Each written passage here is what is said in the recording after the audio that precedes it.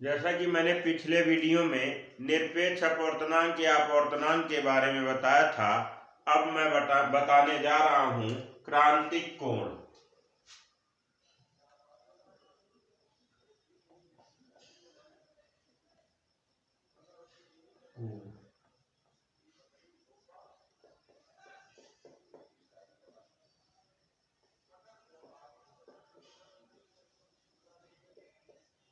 क्रांतिक कोण, critical angle. क्रांतिक कोण किसे कहते हैं, इसकी डिफिनेशन हम चित्र द्वारा बता रहे हैं।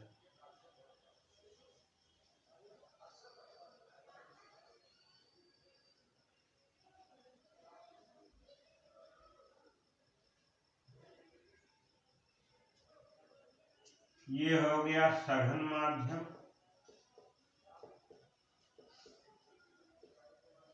ये हो गया विरल माध्यम।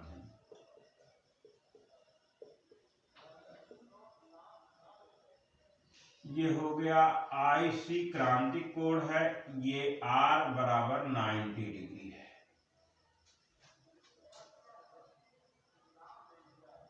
तो सघन माध्यम में वह आपतन कोण जिसके संगत विरल माध्यम में अपवर्तन कोण 90 अंश का हो जाता है, क्रांतिक कोण कहलाता है। ये ध्यान देना कि जब भी हम क्रांतिक कोण की परिभाषा देंगे उसमें पहला माध्यम सघन होना चाहिए। सघन माने घना, घना का मतलब जैसे जल, कांच आदि होना चाहिए। हमेशा जो है प्रकाश की जो किरण है वो सघन माध्यम से होकर जाना चाहिए। तो परिभाषा मैंने क्या बताया, सघन माध्यम में वह आपतन कोण, सघन माध्यम में वह आपतन कोण, ये आपतन कोण है आईसी। सघन माध्यम में वह आपतन कोण जिसके संगत विरल माध्यम में अपवर्तन कोण 90 अंश का हो जाता है, क्रांतिक कोण कहलाता है। क्रांतिक कोण, क्रांतिक कोण, अब देखो सघन को इंग्लिश में हम कहते हैं डेंस और विरल को कहते हैं रेयर। तो यहाँ क्रांतिक कोण को हम आईसी से व्यक्त करते हैं। तो परिभाषा क्या होगा क्रांतिक कोण का, सघन माध्यम में वह आपतन कोण जिसके संगत विरल माध्यम में अपवर्तन कोण 90 अंश का हो जाता है, क्रांतिक कोण कहलाता है। क्रांतिक कोण कहलाता है। अब चित्र से देखो, चित्र से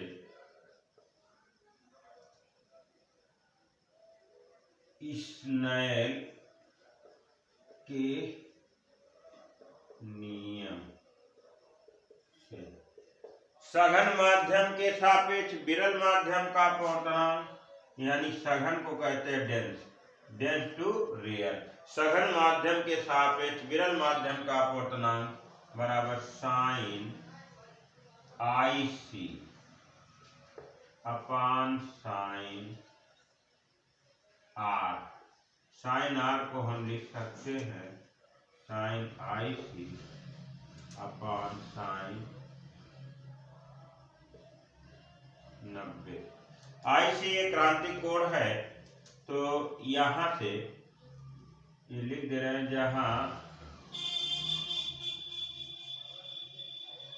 इसे आईसी से व्यक्त करते हैं।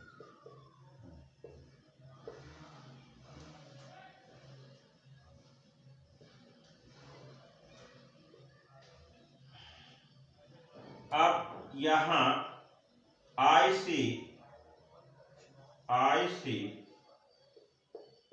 अपॉन साइन 90 अंश का मान 1 हो गया।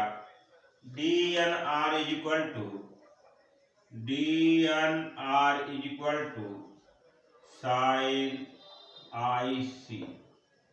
इसलिए हम लिख सकते हैं, देखो हमेशा हमने निरपेक्ष अपवर्तनांक में बनाया था, हमेशा विरल माध्यम के सापेक्ष होना चाहिए, तो इसे हम लिख सकते हैं 1/RND, यानी विरल माध्यम के सापेक्ष सघन माध्यम का अपवर्तनांक बराबर साइन IC।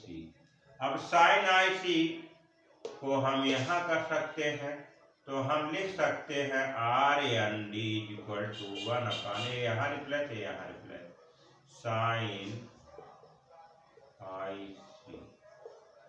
ये हो गया फार्मूला, यानी विरल माध्यम के सापेक्ष सघन माध्यम का अपवर्तनांक बराबर 1 क्रांतिक कोण, यानी या में क्रांतिक कोण होगा। ये हो गया। तो ये ध्यान देना है, सघन माध्यम में वह आपतन कोण जिसके संगत विरल माध्यम में अपवर्तन कोण 90 अंश का हो जाता है, क्रांतिक कोण कहलाता है। क्रांतिक कोण को IC से व्यक्त करते हैं, क्रांतिक कोण को IC से व्यक्त करते हैं। अब हम बताने जा रहे हैं पूर्ण आंतरिक परावर्तन।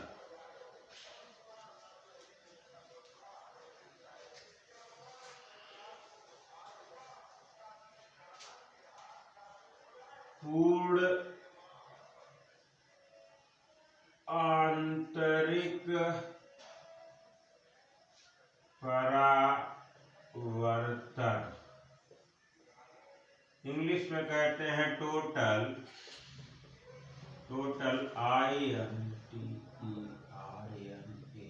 Total internal refraction.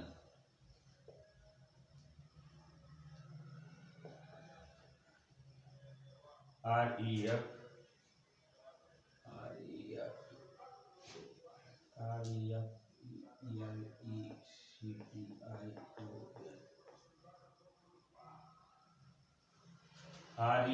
REFLECTION, total internal reflection. पूर्ण आंतरिक परावर्तन क्या है? REFLECTION, reflection. पूर्ण आंतरिक परावर्तन है क्या? पूर्ण आंतरिक परावर्तन, पूर्ण माने पूरा, आंतरिक माने अंदर की ओर, परावर्तन माने लौट जाए, यानी प्रकाश का पूरा भाग लौट जाए। तो पूर्ण आंतरिक परावर्तन कैसे होगा? हमेशा प्रकाश को सघन माध्यम से विरल माध्यम में जाना होगा। ये ध्यान देना है कि प्रकाश की किरण को हमेशा कहां से जाना होगा? सघन माध्यम से जाना होगा, सघन माध्यम से विरल माध्यम में। तो ये हो गया।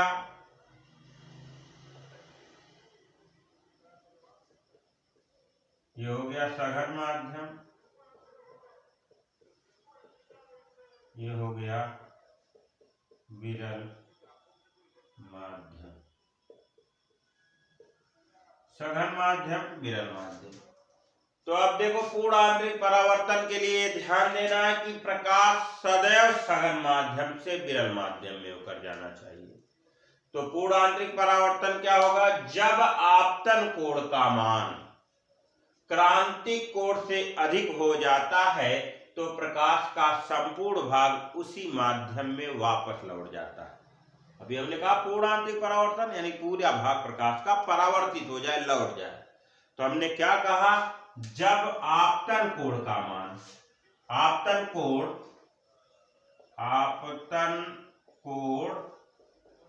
ग्रेटर देन IC, IC का मतलब क्रांतिक कोण। ये ध्यान देना है कि प्रकाश सदैव सघन माध्यम से होकर जाना चाहिए। जब सघन माध्यम में आपतन कोण का मान क्रांतिक कोण से अधिक हो जाता है तो प्रकाश का संपूर्ण भाग उसी माध्यम में वापस लौट जाता है। इस घटना को प्रकाश का इस घटना को पूर्ण आंतरिक परावर्तन कहते हैं। तो पूर्ण आंतरिक परावर्तन क्या है? हमने बताया कि परिभाषा हम लिख दे रहे हैं, जब सघन माध्यम में आपतन कोण का मान क्रांतिक कोण से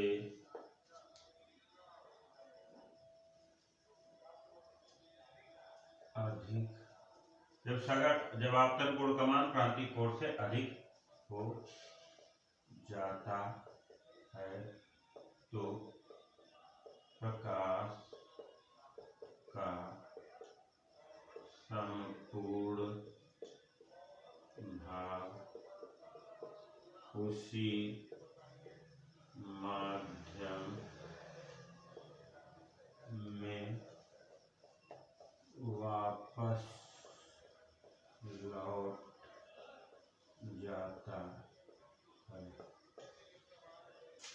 इस घटना को पूर्ण आंतरिक परावर्तन कहते हैं। जब सघन माध्यम में आपतन कोण का मान क्रांतिक कोण से अधिक हो जाता है तो प्रकाश का संपूर्ण भाग उसी माध्यम में वापस लौट जाता है। इस घटना को पूर्ण आंतरिक परावर्तन कहते हैं। उदाहरण क्या है?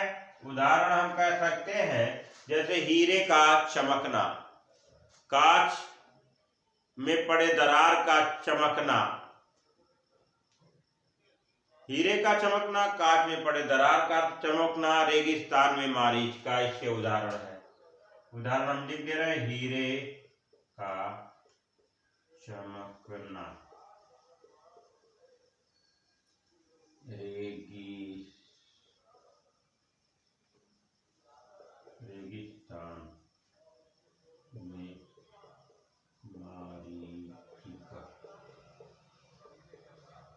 हीरे का चमकना, रेगिस्तान में मारीचिका, ये सब पूर्ण आंतरिक परावर्तन के उदाहरण है। ये ऑब्जेक्टिव क्वेश्चन में पूछे जाते हैं। हीरे का चमकना किस पर आधारित है? तो पूर्ण आंतरिक परावर्तन पर आधारित है। तो पूर्ण आंतरिक परावर्तन के लिए दो शर्तें ध्यान में रखना है।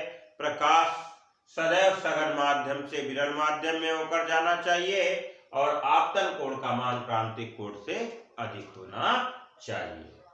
अब हम पढ़ाएंगे दर्पण।